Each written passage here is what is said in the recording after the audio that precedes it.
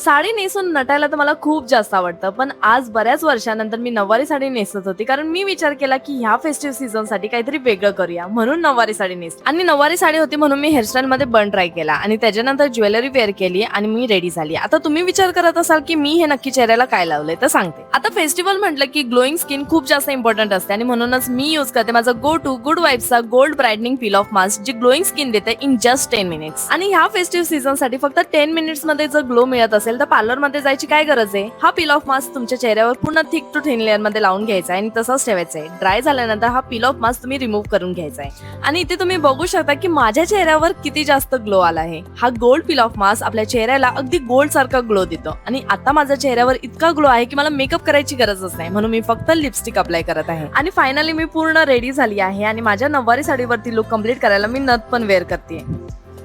Mummy, हे बघ मी नऊवारी साडी नेसलीये, कशी दिसतेय? वाव, तू छानच दिसतेस ग या साडीमध्ये.